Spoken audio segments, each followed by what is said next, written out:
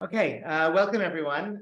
We don't extend greetings on Tisha B'Av, but I can say that it's gratifying to know that you're here to learn with us on this afternoon, and also to those who are participating on Zoom. We're grateful for your involvement as well. And I also want to just express how fortifying it is on a hard day to be surrounded by colleagues and really honored colleagues. It's really special about this region that we have each other. I mean, a strong network of friends and colleagues, and I'm really, really grateful to be with you all and to welcome you back to Shalom on this Tisha B'Av. Welcome to town. Thank you. Thank you very much. Thank you very much. So we've each prepared sources to learn together, all on a common theme of good grief. I think we'll do the order in which they're on the source sheet, which is the order in which people emailed me their sources. More or less. I didn't know. So I was just getting it in under the wire. I was nervous. Okay. Rabbi Cooper, please. Okay. Well, grateful to be here. Grateful for the opportunity to share some thoughts and reflections this Tisha B'Av with all of you, and hello to everybody on Zoom. I want to reflect on something that comes from a very personal place this Tisha B'Av, and with the caveat that I'll offer is that this may resonate with you, and it may not resonate with you, and it may be something, the emotions that I'm going to share may be ones that feel foreign to you. But as our teacher, Rabbi Avi Weiss, says, I'm going to talk to myself and let you all listen and hope something comes in. So I grew up in a very Zionist home, as I'm sure many of us did. I went to Israel, and this maybe makes me a little bit different than other people, but I went to Israel. Not only was it a Zionist home, but I visited Israel more times than I can count. Thank God, very blessed to have had that opportunity many times as a child. Almost every year we went to Israel. And I imagine, like other people who might have grown up in this Zionist framework, there's a really strong pull, very strong draw in my own life to consider, why am I not living in Israel? Why am I not making Aliyah? Why that big decision of where you're going to settle in life? Growing up in a house like the one I grew up in, it was almost impossible to not consider Israel as one of those places where I would end up. And thank God, we really feel very, very happy with where we ended up in life and the opportunities that we have and the places that we have been. And thank God, Baruch Hashem, there's so many wonderful things that happen. But, and here's the but, I think, and this especially felt true for me when we just got back from Israel a couple of weeks ago. And when we were there, there's this overwhelming feeling on the one hand of, wow, like it's so amazing to be back here. It's wonderful to be in Israel. It's wonderful to land in Ben Gurion and to smell the air, to feel everything that there is to feel in Israel. And on the other hand, there's this, and this is where it really comes from a very personal place for me, there's this almost overwhelming feeling of what I would call grief, grieving over not living there, that this is a vacation, that this is not more than a vacation, that this is going to have an ending time. I'm going to go back home after this is over, and there's a level of grief, and I was reminded of it this morning. We read the famous Kina from Rabbi Yehuda Halevi, Tzion Halo Tishali, and there's a line that stuck out at me. It says, "Chaye neshamot avir artzech," a breath of life for our souls in the land of Israel. It's like every time you go there, you sort of breathe the air. It feels like a breath of life. And at the same time, it's like a feeling of loss for me personally. And I want to share one piece of Torah, which hopefully is, I guess, the first one in the source sheet. But I want to share a piece of Torah that I think speaks to this feeling of grief. And I want to say that while I'm looking at this through the lens of not living in Israel, I think it has wider applications. I think if these emotions don't resonate with you, people feel very differently about this topic. I think if it doesn't resonate with you, I think that there are many other ways to approach this issue of grieving over things that didn't happen, opportunities that didn't happen exactly in the way you might have expected, or things in life that didn't play out in the way that you might have, the path not taken, so to speak. So whether we're looking at this source within the context of what I'm sharing about personally of not living in Israel, or you're looking at this source about the path not taken in life, that's really the framework I want to explore it. So this is it's a fascinating source because it really describes what came before Tisha B'Av. And if you go according to Chazal, there's Tisha B'Av, of course, and then there's the Tisha B'Av that happened before Tisha B'Av, which was the sin of the spies, the Meraglim. And Chazal teach us, our sages say that this day, the tears that the Jewish people had on that day of the sin of the spies, or actually God heard those tears and saw those tears and said, "You're crying now, I'm going to give you another reason to cry on which is going to be Tisha B'Av." So this is really like the proto Tisha B'Av in some ways, the original Tisha B'Av, and one of the things that we're mourning today, in addition to the destruction of the Beit HaMikdash, of course, is also the sin of the spies who went out to look at the land of Israel and came back with a negative, bad, tragic report about what they were facing. And the language they use, and this is what the Gemara is commenting on, is Eretz Ochelet Yoshveahi. It is a land that consumes its inhabitants. And when you read that line, and almost to me it feels that feeling of consuming is exactly precisely that feeling I was describing when I began this short talk, which is coming to the land of Israel, feeling totally consumed, on the one hand, by this feeling of happiness of being there, and on the other hand, by this feeling of grief over not exactly feeling like not totally feeling like this makes sense that I'm just on vacation here. So Eretz Ochel Yoshveahi, that's what the rabbis are commenting on, and the Gemara goes as follows: Darash Rava says, Amar Kadosh Baruch Hu, this is what God says, Ani chashavti letova. We're going to get back to this in a second. Says God, intended for this to be for their own good, that this grief, this Eretz Ochelet Yoshvea, this totally consuming feeling, was meant to be for good, was meant to be good grief, so to speak. V'heim chashvu l'ra, but they, meaning the spies, they thought that it was bad. So what does that mean, that this was supposed to be a good thing, that they were supposed to, this somehow was supposed to be good, that it was Eretz Ochelet Yoshvea, this land that feels like it consumes its inhabitants? So what does that mean? Dechol eicha dimto meets chashiva. So at any part that they went, there were basically important people who had some chashivas to them, who died.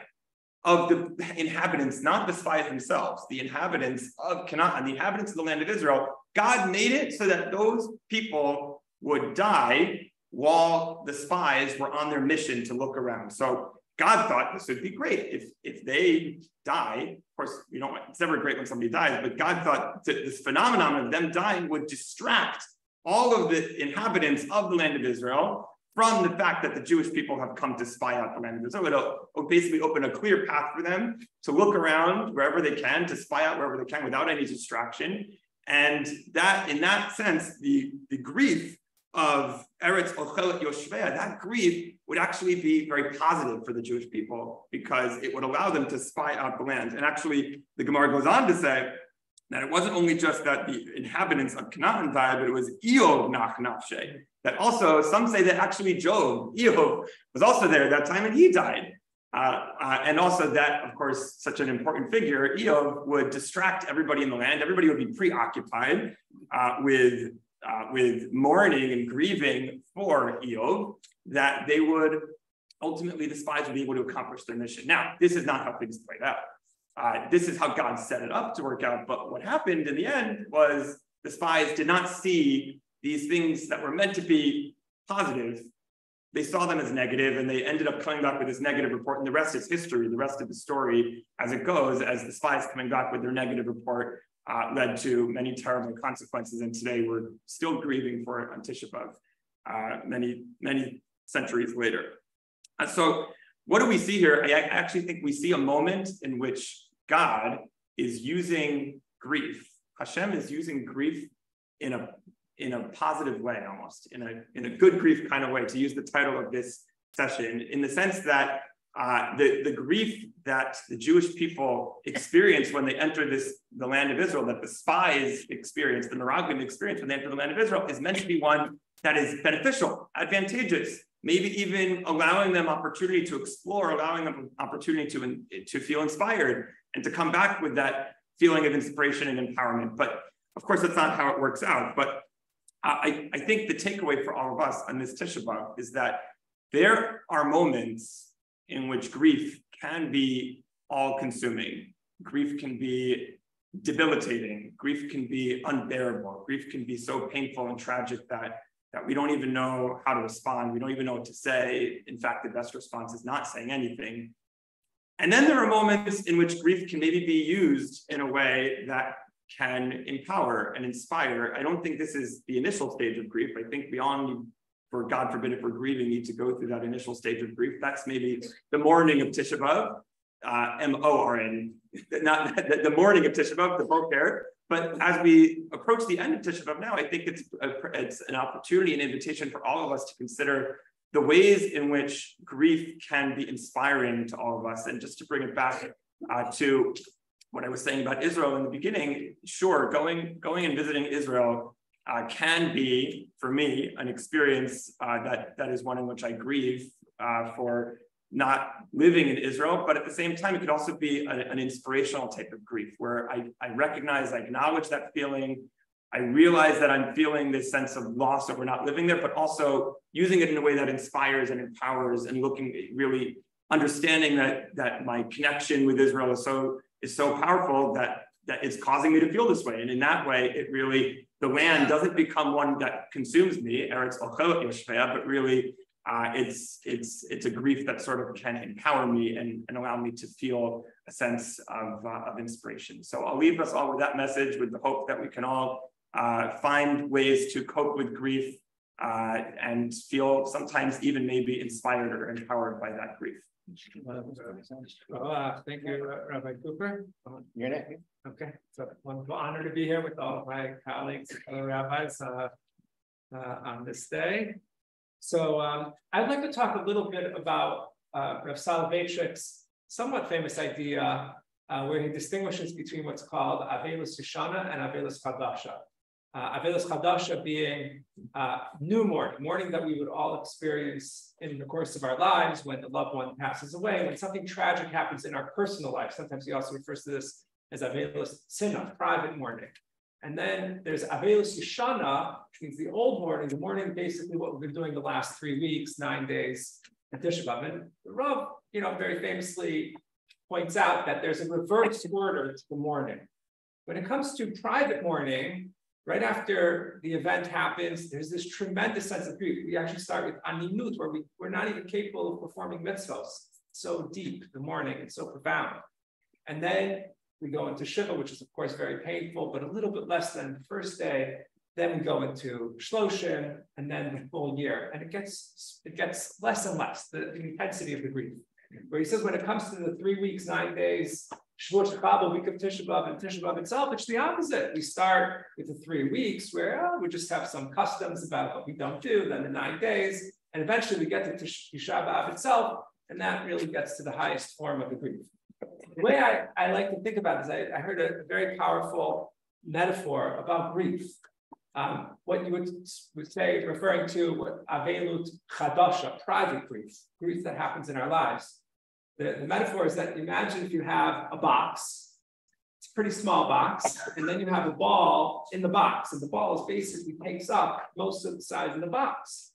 And the ball is just bouncing around inside this box. And in the box, imagine if in the back of the box, there's a little button.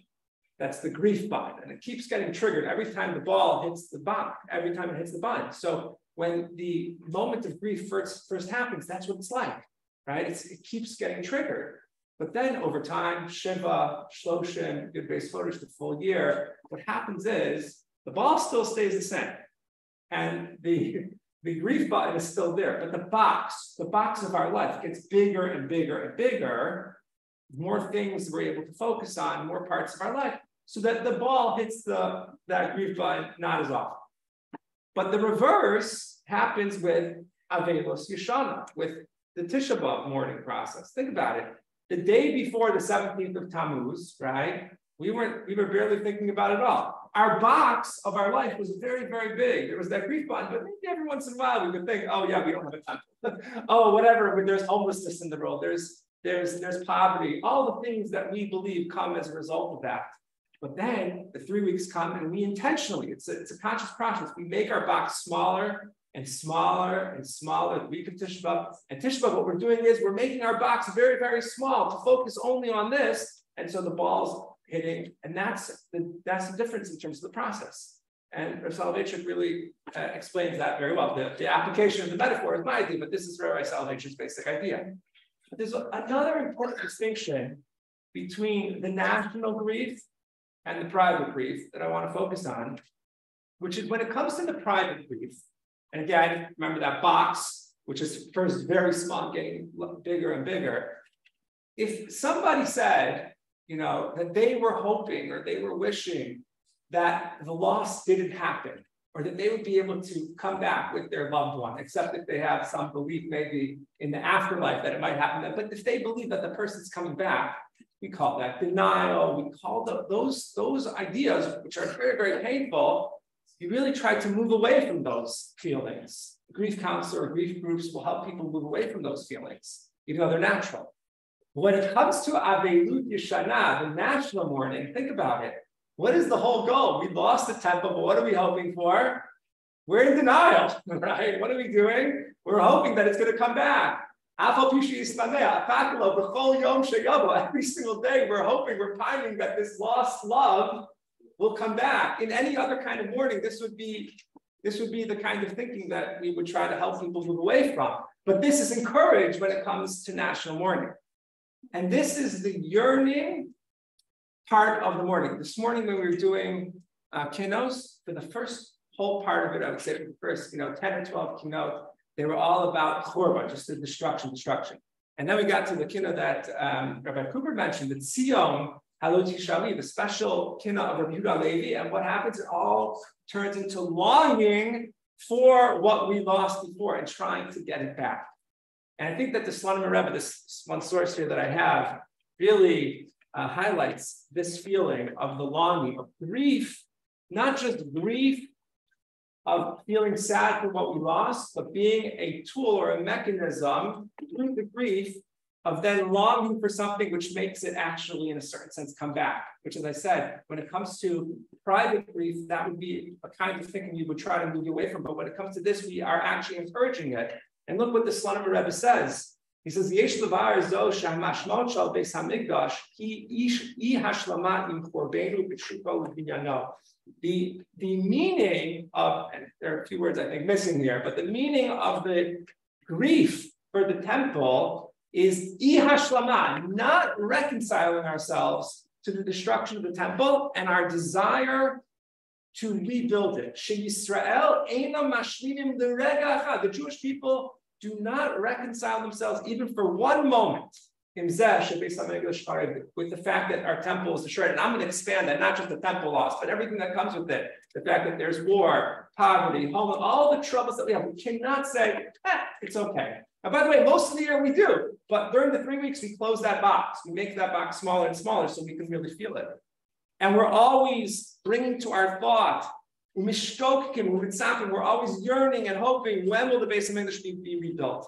If you look at the second paragraph, the Yehudi, for a Jewish person, asur lahashlim im churban Beis HaMikdash. We cannot reconcile. We can't just say, okay, it's a fact of life. The Gimel Pam V'Yom 3 times a day. The Vakesh B'Tefillah, we daven in our prayers. That we should return it. It's manufactured. We're awakening in our heart this chukah, this desire and longing and yearning for the Beis HaMikdash. He says that the longing is our form of doing a karban. How can we do a karban? We can't do a karban. We can't do a sacrifice. We yearn, we long. And again, I'm expanding this not just to animal sacrifice in the temple, but all of those things that we feel are lost. And look at this next line, the bottom line there. Ki haga'aguim l'davar. Yearning, longing for something, sometimes they're more powerful than the thing itself. I'm sure we've all felt that sometimes in our life. Longing for something is more powerful, has more emotional resonance and more emotional depth then the thing itself, and then the last line, that is actually the beginning of the building of the third Beis Hamikdash. So what do? We reverse the order. When it comes to private mourning, at first the box is very small. We're feeling it naturally. There's no other way around it. The box gets lesser and lesser as it goes on. Here we're manufacturing because we say, look, we can't be okay with the fact that the world is not in this place of perfection, that there's still all these problems. So we make our box smaller and smaller until we get up to Tisha B'Av. The longing, the yearning, the desire for it gets stronger and stronger. And here's the one kind of grief where we say, it's okay if you're yearning for that loved one to come back. And when you look in the language of Tzion Halot Tishali from Rabbi Yehuda Levi, there's like Shir Hashirim language there. It's longing for this loved one that's lost, but you want it back, and that's okay, and that's actually encouraged. And it's through that kind of grief, this good grief, I would say, this excellent, wonderful, very powerful grief, the most powerful emotion in the world, that you're actually able to start building the Beis Hamikdash again.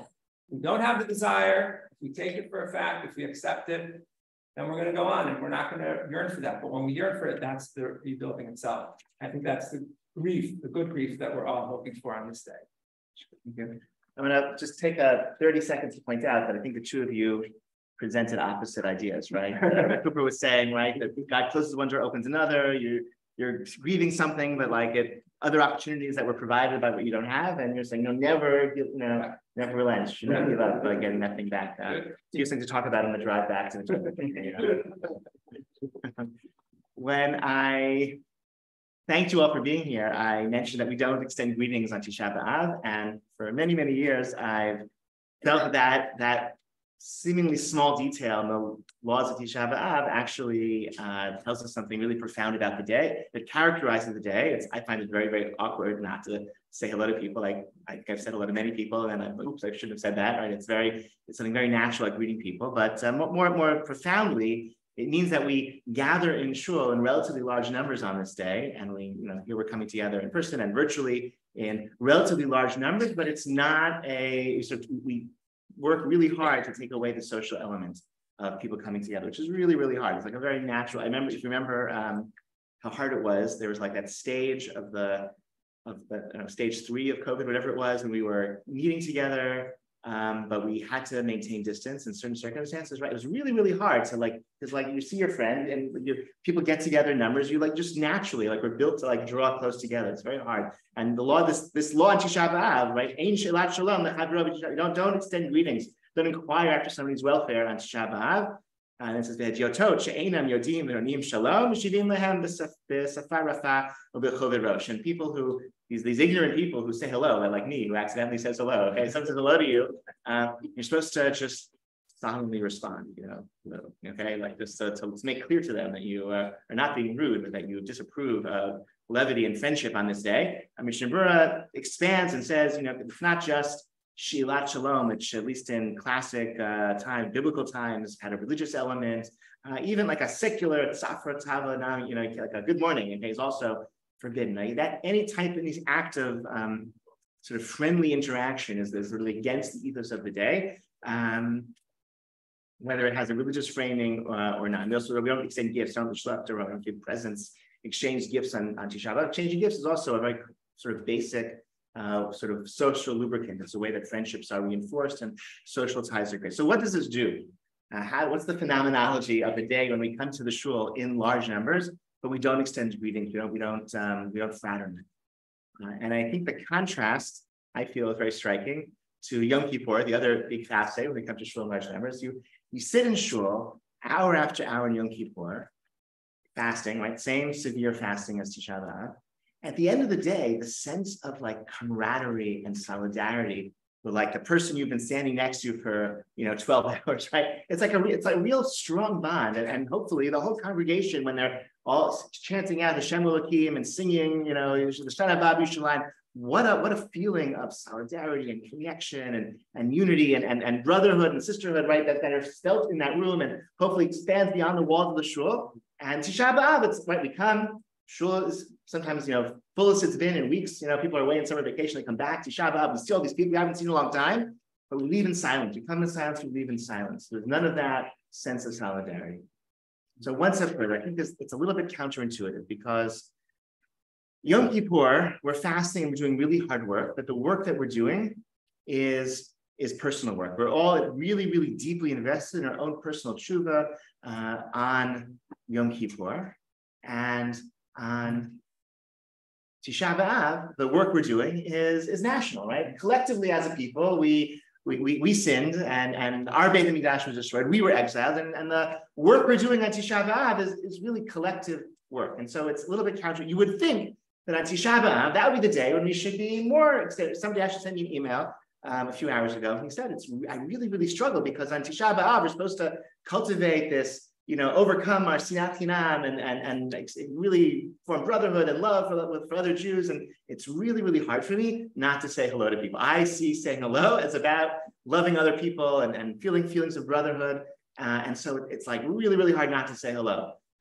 So this halakha seems to be at cross purposes. On Yom Kippur, when we all have our individual work to do, and yet the nature of the day, we're like all together and real feelings of collectivity. On Tisha B'Av, when it's like the whole day is a national day of mourning where the tragedy is collective and the work to rebuild that and repair that is collective, we engage the day in isolation. So that seems at cross purposes. So the tentative answer that I have, and happy to hear all your answers in the the time today or future days, is that there's a tendency when we think about our national problems as Jews, and we have problems as Jews, collectively. We tend to think that these national problems are like other people's faults, other people's flaws, like their, lack of love, their sinat, the other person's baseless hatred. That's the cause of our national tragedy. And so, no, actually, this halakha tells us spend the day in isolation, like work on yourself, like you have self-work to do that is also a piece of this national tragedy. And Yom Kippur, when you might think, okay, it's like I have my own works, like your work, you're actually influenced by your neighbors, and yours, Shos would say, like one person's. He said, my ruchnius is your gashmiut is my ruchniut. Your physical needs, your physical welfare, that's my spiritual agenda to take care of that, right? So Yom Kippur, don't get all isolated in your own, we can revisit this topic in a few weeks from now. Don't be isolated in your own work and your own spiritual attainment. Care about the collectivity, care about the community, be involved with others, strengthen your ties with others. And on Tisha B'Av, don't blame that group, don't blame that person and their baseless hatred for our national calamity. There's work that we all can do as individuals to create that solidarity and create that concern, that love that can overcome that hatred. So, Thank you so much, Rabbi Wilkenfeld, and everyone else. It's humbling to be here also as a non-rabbi, rabbis, but I live my life surrounded by rabbis, thank God. And we teach our children too. I do, thank you. So, and I'll ask you to permit me to use my notes, not being in the top physical or mental state that I'm in. But hopefully wanted to share also some thoughts and reflections on personal grief and things of that nature. So when I think about grief, I've really been blessed in my own personal life, bli ayin hara, to experience grief that is altogether natural. The passing of grandparents, of loved ones who have, thank God, lived long, good, fulfilling lives. And in those moments, I'm reminded of the circularity of life in a very natural way, as my grandparents have passed simultaneously at the time that our children have been born. All of that has come about, thank God, in a very normal way. And the most recent of these losses was with the passing of my grandmother, Alaa Shalom, this past January. And in the months following her death, there have basically been two major points of interaction with grief that have really presented themselves as very surreal. The first has happened every Friday afternoon when I used to call my grandmother, and without fail, every Friday, my brain triggers me, and I almost hear myself saying to Siri, call mama, and it's a strange, it's not crushing, it's not devastating, but it's hollow, it's absent, and it's every single week without fail. The second has been the conversation that is still ongoing about the process of emptying my grandparents' home. My grandparents lived in the same house since 1963 until my grandmother's passing in 2023. And my mother, who has been really valiantly leading this emotionally and physically exhausting task, has been asking me over and over again, are you sure you don't want anything? Are you sure you don't want anything? And I've had to reckon with over and over again, the way that Jewish mothers only can, are you sure? Are you sure? My answer has been no, I don't want anything. I don't want anything from the house. And part of me feels that maybe it's my memories, my photographs, my experiences with my grandparents that really are enough for me. And at the same time, maybe recognizing that deep somewhere in the recesses of my psyche, I'm afraid to say, I want the rocking horse. We all know the rocking horse that we all played on. I want the painting of the Forsythia next to the place we pretended to be a stage when we put on shows. And I know that part of me is afraid to say I would want something that I know deep down would not necessarily spark feelings of sweetness or nostalgia, but things of grief. My grandparents had countless books and works of art, handbags, of which my grandmother had hundreds, literally. And I find myself reckoning with the fact that as the doors to their home are closing, I too am remaining closed to this experience. And I'm not sure if I'm going to really regret that decision or not. Time will tell. If you look to the Torah, and I'm limiting my thoughts to the 5 books of Moses themselves, there are many models of what grief looks like in the Torah itself and in Judaism more broadly. Many of us have experienced grief in different ways, both on a personal level and on a national level, as we do as on Tisha B'Av, but across the board, I think that the common theme in Judaism broadly is that grief is immersive. As a practicing Jewish person, we don't necessarily have the halachic option to disassociate from grief. We are thrown from a person's burial into Shiva, into Shloshim, into Avilut.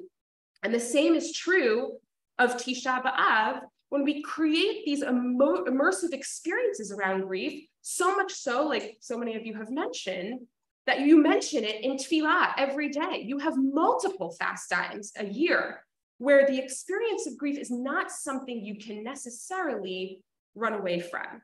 And if we look at the Torah itself, I want to just take a moment to juxtapose 2 bookends that deal with death in the Torah. The first experience, the first encounter with death in the Torah, and the last. So if we look, and my source sheet is right here, at the first instance of death in the Torah, it's none other than the death of Hevel.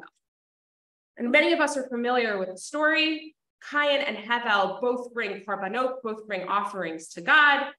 Hevel brings his korban of livestock, Cain of his fruit.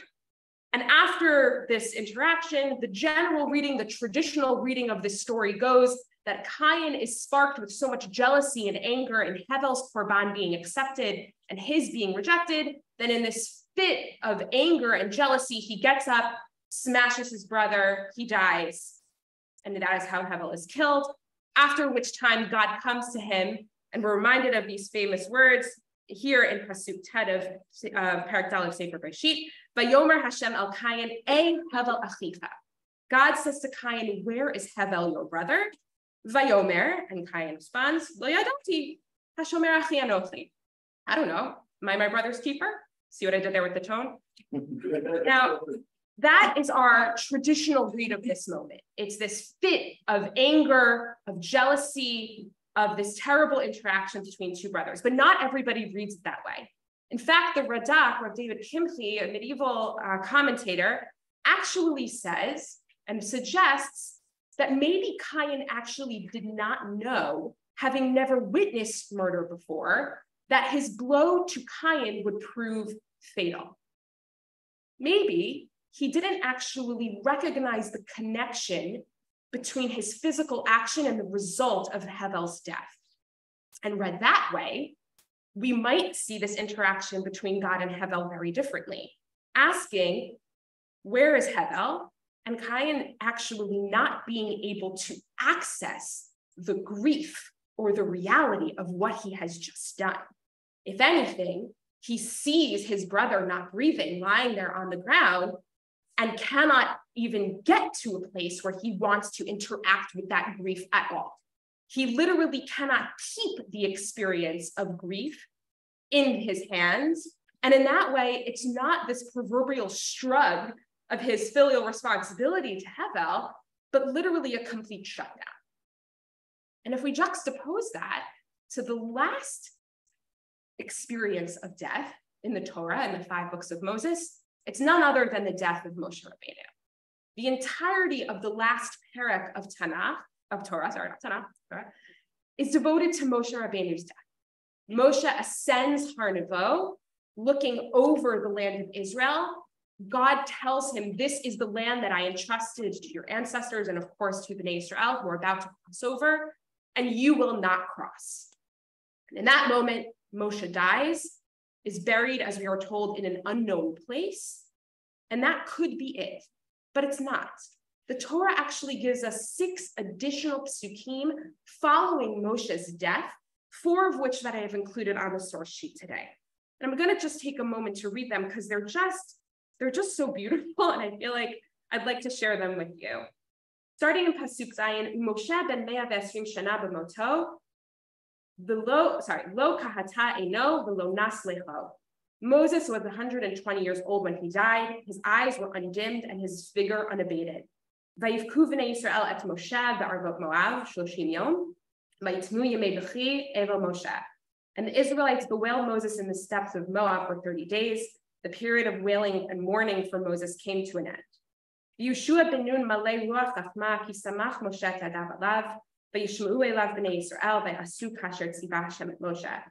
Now Joshua, the son of Nun, was filled with the spirit of wisdom because Moses had laid his hands upon him, and the Israelites heeded him, doing as God had commanded Moses. V'lo kam naviv od b'Yisrael k'Moshe asher yeda'o Hashem panim al panim. Never again did there arise in Israel a prophet like Moses, whom God singled out face to face. And there are 2 more psukim, but I'll leave them for another time. Here, our experience of grief is the opposite than maybe our suggested reading of Chaim. We are given the model of the way that we hold grief when someone we care about dies. And that's not to shut down, perhaps in the way that Chaim did, but to acknowledge them personally. We notice that we speak about Moshe's characteristics, his qualities, his legacy, the fact that his legacy is going to become Yehoshua's leadership. And in that way, the eulogies that we hold become the legacies and the life that we hold in the grief that we share with others.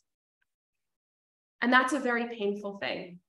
And it's a thing that Judaism thrusts upon us in the model that Moshe's death provides us. And now, speaking personally, I don't know that I'm there yet. I think that in preparing for today, it gave me a lot to consider about having to face those things head on and having to hold grief in a way to hold people's memories alive. For now, I have 1 handbag in my closet, and maybe there'll be time for more in the future.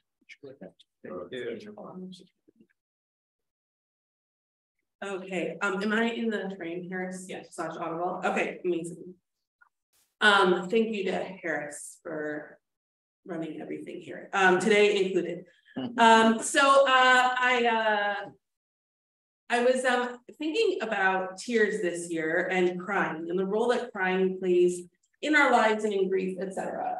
And the thing that really has had me thinking about crying is that on the Sunday Chol Moed Pesach, we did a family drive just for the day to my father-in-law's house in New Jersey, just so we could, introduce, cousins to each other who hadn't met yet, etc.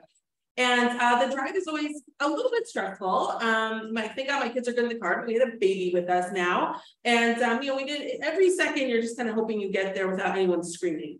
And we did have to stop on the way there. And my wonderful complete space cadet of a 7-year-old, Ezra, who still is very into Pokemon, goes into the rest stop with us for whatever reason, holding his 3 best Pokemon cards. we're sitting there, people take turns using the bathroom, we get in the car and we're back on the highway. And of course, after a few minutes, what does he say? Are we going back to that rest stop on our way home? Because I think I left my Pokemon cards there. And, bless him, he's a wonderful child. This is something we deal with multiple times a day. We tell him to his face, you would lose your head if it wasn't screwed onto your shoulders, etc. So my initial reaction was as no, and like, sorry, you lost your Pokemon cards. Thank God Yoni had a slightly different reaction. And he decided like this was gonna no, we should start, we should turn around. And as we're sort of watching this is like starting to well up and starting to cry. And so Yoni did, afterwards, he was like, that was a great parenting moment. That's one for the books. We're going to remember this the rest of our lives. Because we did not exactly, but the equivalent of the like giant swerve, when we like cut across traffic, got up, we had to overshoot, to turn around, to come back, etc. And all the while he's preparing Ezra, these are your best cards, these are good cards. They might not be there when we get there, right? And Ezra's like, he's such a sensitive kid and he's really crying, like, so just not crying like an annoying cry, just like his cry of devastation that he might lose his card. And so we pull up, like, before the cars even stopped, I'm like, flown out of the car and I ran in and thank God those 3 Pokemon cards are still right where he left them. And I grabbed them and I'm like running to the car, showing them up, and Yoni's like, we just thought they would have been there. We hand them to Ezra and he was like, yes. And he takes them and he's sitting there and he just starts to cry again. And it wasn't even crying of joy. I don't think I've been listening to a lot about crying in preparation for today, and I don't think kids have the emotional maturity yet to even cry over joy. But really that was when he really let out the crying. I think of the relief of knowing that these were found, because it would have been so devastating for him if they really had been gone forever. And I feel like that image of him just sitting there with that genuine tears falling down his face is just really going to stick with me. And so all was well, and it cost us 40 minutes, but whatever, it was fine. And so I've just really been thinking about crying since then, and like what role crying plays in our lives. I forgive if this sounds like an overshare, but I don't intend it that way. It's something I've always struggled with. I'm not someone who cries really ever, maybe a couple times a year. I'm definitely not in public. I have a distinct memory from at the unveiling from my mom when I was about 8 years old. And it was freezing. It's in Chicago. It was freezing that day and my nose was running. And so I didn't have a tissue. And so I kept going, that horrible sound that makes me insane. And I just remember thinking, I hope no one thinks I'm crying because I don't cry, right? My therapist loves this about me. Because there's something about, I personally, I struggle to show that vulnerability, and I think admit that vulnerability to myself and I guess to others. Whereas here, my son is so comfortable sharing that over something like Pokemon cards. And so I was listening actually, to an interview with someone who has written, his name is Tom Lutz, and he's Tom, I don't remember. And he's written the book on the history of crying in like cultural relations to crime. Because as he said, he's from a household that cries a lot and has in fact weirded out dates and significant others who were brought home for Thanksgiving, and like, why is everyone crying all the time? So that would be my worst nightmare. But yeah, so he talks about the cultural history of crime. And one of the things he talks about is how I think that we live today in a society that is particularly reserved about it. He says crime kind of reached its peak in the 1800s in the United States, where people cried a lot. It was considered common to cry, socially acceptable. It was encouraged. Politicians, apparently, he says that politicians, if you had to be able to really cry, if you were going to go onto the floor of the Senate or Congress and make your case, right? People were impressed by crying. As you can think about today, how, when's the last time anyone saw a politician cry, right? And certainly, if women exhibit that, you're out the door, right? And so in times, it's really actually, in fact, been a sign of maturity, right? And not immaturity or not weakness. It's really, in fact, been a sign of strength. And there are so many reasons that we cry. I'm reading different theories. It's a giant release of emotions, right? Which is why you can cry when you're happy as well as when you're sad. You know, it's something that we do just to, I think really ultimately as an outlet for emotions, but also many have argued that once you do let out those emotions through crying, it actually also has a healing component to it as well. And so, you know, I think this is also interesting to me because I think also, you know, we live in such an interesting time in American culture. I mean, every time's an interesting time, but we're seeing the introduction, like with Brene Brown and all of that, with vulnerability, right? And this encouragement to us to be vulnerable in a way that in previous years and you know, in decades, et cetera, that's really been something that's been discouraged. No, you don't show weakness. And it's so interesting to me that in some ways this isn't really a new idea. In fact, it was just that we've swung to the opposite end of the pendulum, and now we're starting to try to walk it back a little bit. And perhaps we can now we live in a society in which crying is slowly being reintegrated into our culture. By total coincidence, I don't know if anyone saw on the Washington Post homepage yesterday. Did you see the article about the woman who is reintroducing crying through TikToks? I mean, literally, I was like, you've got to be kidding me. Like this article's out today. She was fired from her job a number of months ago. Really had no idea what she was going to do. Would just start crying in public places, sometimes very intentionally.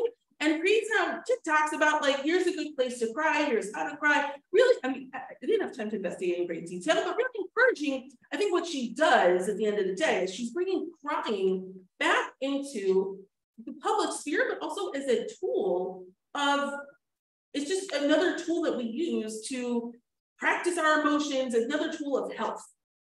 And in fact, the Japanese are way ahead of us. And there's a practice, has anyone heard of Rui Katsu? It's literally tear activity, and what they can do is they will actually convene groups of people, show really sad, you know, tear-jerking, heart-wrenching films, clips, poems, etc., and to stimulate a group cry, because recognizing the therapeutic elements of that. And so I think this is culturally interesting, and we'll get how this relates to Tisha B'Av. But that, you know, in previous centuries, Tisha B'Av even may have looked, not that, you know, we're sitting on the floor and you know, looking at the words on the page, but really as you're getting in this true physical embodiment of the cry, and perhaps then processing it in a more emotionally authentic way than we do these nowadays in our society. And I wanted sort of to connect that to, I was thinking that, okay, Eicha is a book that I love tremendously. I find it fascinating emotionally. What role does crying play? Because we really do focus a lot on the crying, Ela ani bochia, or Aliz I cry. So about the four, actually, I thought there would be more, but there actually aren't, examples of crying, the 4 times that crying is referenced in Eicha. So those are the sources if you want to follow along. The first is chapter 1, verse 2. So bitterly she weeps in the night, her cheek wet with tears. And then what comes right after that? There's none to comfort her of all her friends. All her allies have betrayed her. They've become her foes. Now, next time crying appears is in verse 16.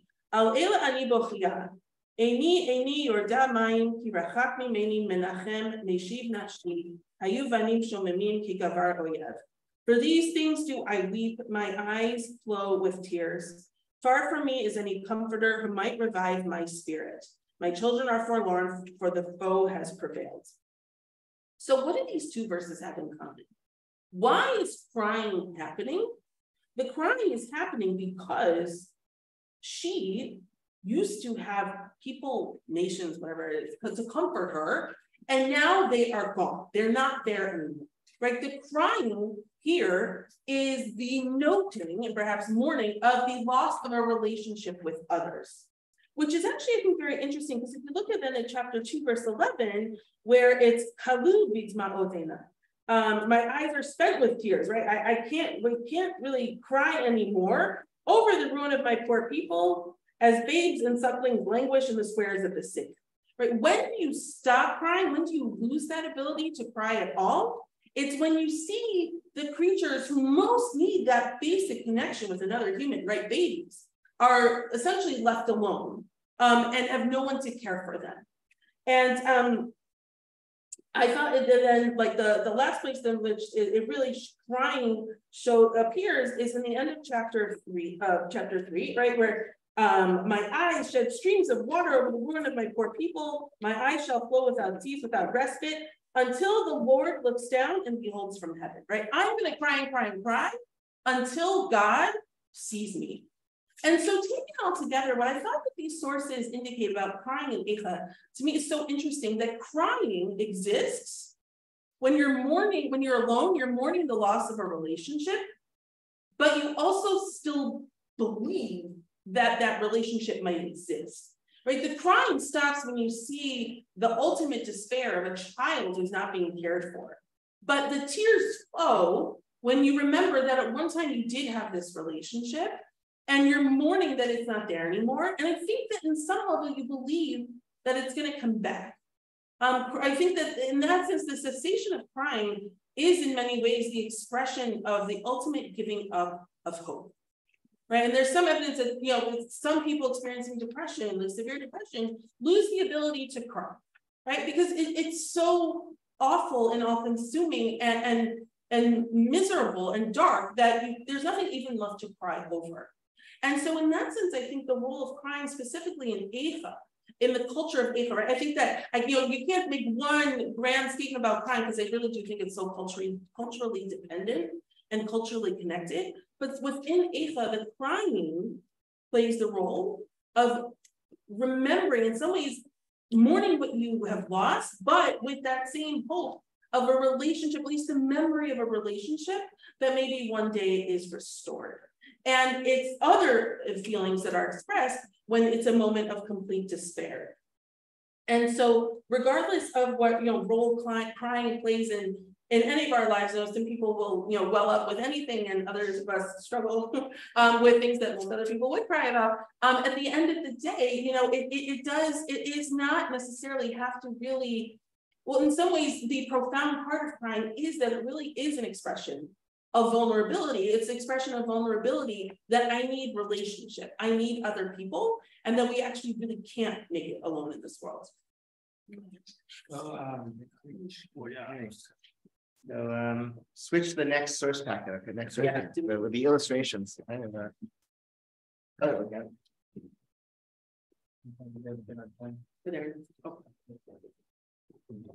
Yeah, we good on time. Yeah, you're welcome. You might have to feel free. Because to let the record show that I was definitely the first to submit my text, which is why I get my own source sheet in color. But I should have added more color. I thought you were going to print it all in black and white. Everybody else sending their sources so late that they forgot that my source was already sent in the packet without. Okay, thanks. It's good to be here. Welcome, Rabbi. Thank you. Ruth, thank you for sharing, and blessings on your holy journey. And I appreciate you opening up the topic of vulnerabilities a little bit, what I want to talk about. I was able to check off a bucket list item for myself. I spoke about it in our shul a little bit ago. I went to an amazing museum in New York, which is coming to Georgetown, I think in December. So you can all go. We should have a bod trip. It's going to be amazing. It's called the Museum of Failure. Maybe you've seen clips online, but I don't know if anybody's ever been there. So I was so excited because it's been in Europe and traveling around, and then they came to New York. So I bought a ticket, went up to New York to go see the Museum of Failure, and I walk in, and there's a big sign on the wall that says, "Coming soon to DC." And I was like, oh.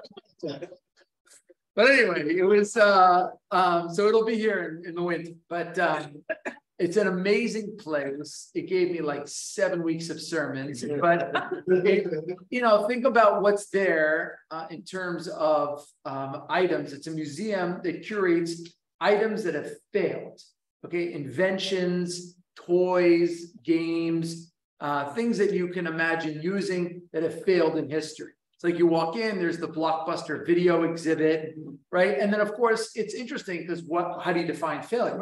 Right? Blockbuster was a huge success until it failed because it didn't compete with Netflix, right? So, and you think about how every item is a different kind of failure in the museum, and they create that conversation throughout the place. So fascinating.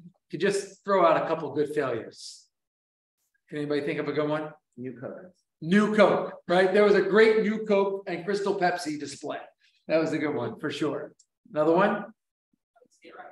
No, Coke Zero's here. We have the New Coke was what failed.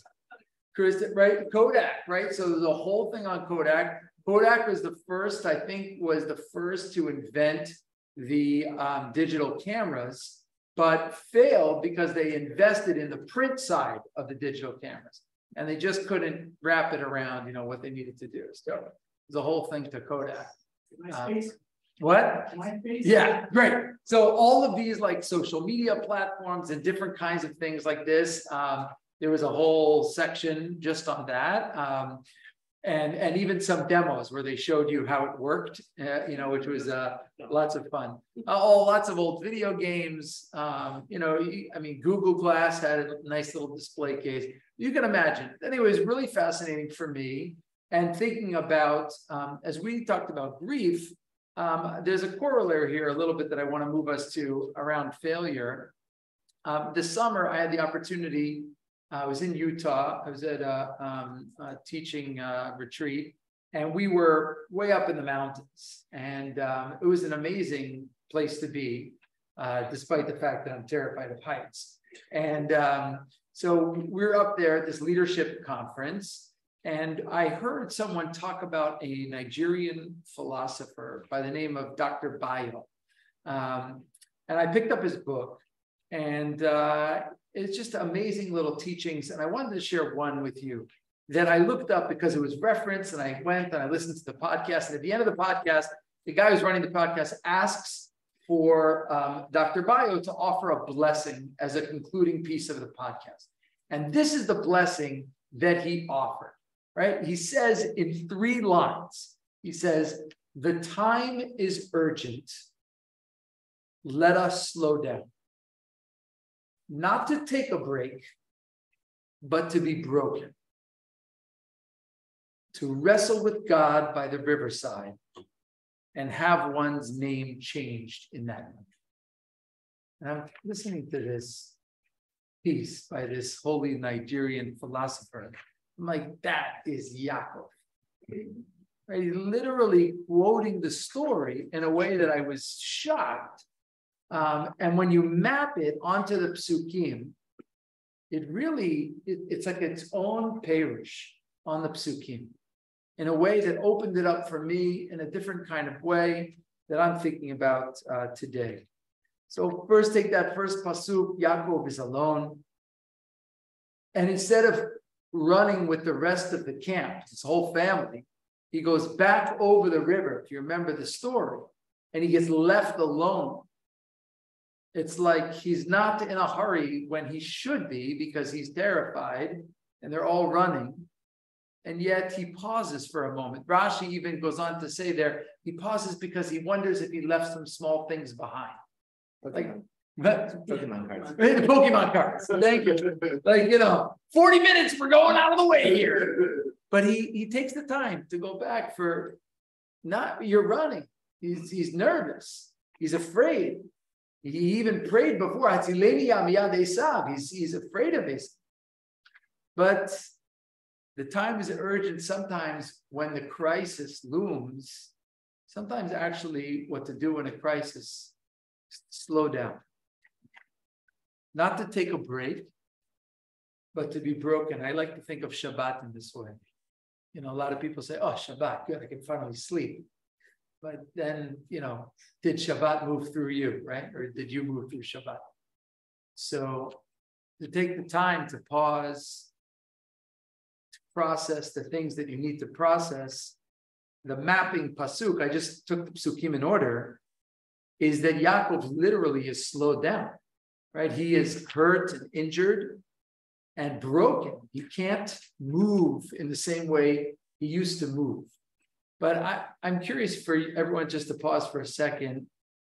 What it brings up for you. I'm thinking also, just because you spoke, I'm sure I could think of everything that everybody said, but just coming off the piece here, the different kinds of tears, right? Happy and sad tears that they break us open a little bit and have a moment just to sit in that. I was at a funeral today on Tisha B'Av, and it's hard, as you said, to connect in some ways to the national story, but when personal grief hits, all of a sudden you're tapped into that story of grief. But I think what Dr. Bayo is saying here is what Yaakov perhaps is experiencing is the creative power of being broken. When we allow ourselves to be broken, something is generative here. Something happens. Something new comes out of it. And in fact, we know what comes out of this story is a completely new person. And that is Yisrael. To wrestle with God by the riverside and have one's name changed in that moment. I shared this past Shabbat, so I apologize to those who heard it, but I had an incredible experience. I was up in Boston and for a family gathering, and we stopped at a gas station in the town that I grew up in, and to get gas for the car. And I walked inside because it was Friday night. We brought candles with us, but we only took carry-on bags, so we couldn't take matches in our suitcase. So I went into the gas station, I'm like, oh, we have to light in the hotel tonight for Shabbos. And I said to the gas attendant, do you have any matches? And he's like, dude, it's a gas station. You don't sell matches in a gas station. Not what you do. So I was like, right. So I'll take one of those lighters on the shelf behind you, which they can sell apparently. And he said, what are you lighting for? And what do you need a lighter for? I was like, oh, Jewish, candles, Friday night. He's like, are you from Israel? So I was like, okay, I'll have a little fun, because my family that we were going up for the gathering is actually from Lebanon and Ireland. Don't ask for now, but so I said to the guy, well, actually from Lebanon. And he looks at me, looks up at my kippah, looks back at me. He's like, no. And I said, well, where are you from? And he goes, I'm actually from Lebanon. So then I said, well, that's amazing. Actually, my grandfather was Lebanese and grew up, in this area. And he said, no way. What's your grandfather's name? And I said, well, Al Thomas. He goes, you're kidding. Your grandfather, what he did for my family, was your grandfather the funeral director over here in Ibar? I said, yes. I don't have words. I'm like, in a gas station, trying to hug a guy through the glass, which I can't anymore. But in that moment, actually, my name was changed.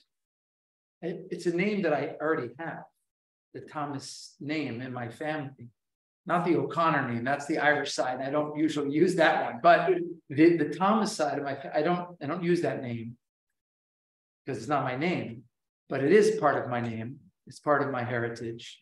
And in that moment, my name was changed. Like, yes, I am a Thomas. I'm part of this family. I'm proud to be. And when we give ourselves the chance, I could have ran in that gas station, bought a lighter, ran out, whatever. But when we give ourselves the chance to slow down, to allow these things to happen, we allow those opportunities to break us open, to have our names changed in the moment, and really grow from that experience. And I'll just end by saying that I put a little pot on here. We're not going to go into it now, but Mara Ruth, Japanese art of crying. So I was going to talk about the Japanese art of breaking, but so the Japanese apparently are crushing Tisha B'Av. There is this Japanese art form, which you may be familiar with, kintsukuroi, where you break ceramic pots that you make and then remold them using a lacquer that is dusted with gold. And then you end up with a finished product, which is this fragile piece of ceramic, which is more beautiful that it's broken. And in the ways that grief sometimes is very difficult for all of us, there are ways that we find a piece that puts us together in different kinds of ways. If we can allow ourselves to be broken and recognize that the broken piece of ourselves with the whole piece of ourselves makes us whole, even more whole, right? Just something to think about on this Tisha B'Av, and I'll end with one quote from the Museum of Failure. As you walk out, first of all, there's a wall of their predicted failures. So good luck for that. And a wall where you can place your failure, but also a quote from Henry Ford in which he wrote, "The only real mistake is the one from which we learn nothing." And so allow ourselves to find those moments where we can be broken, we can fail, and we can grieve, but grow more whole from that experience.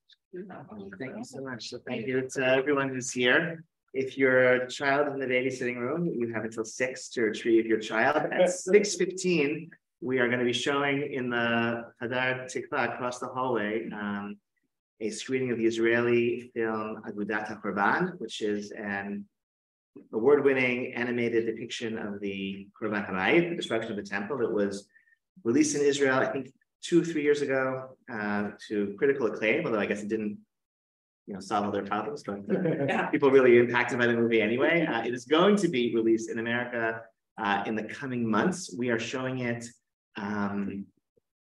pre-release on condition that we don't tell a lot of people about it. So you all are here. You all can stick around if you wish.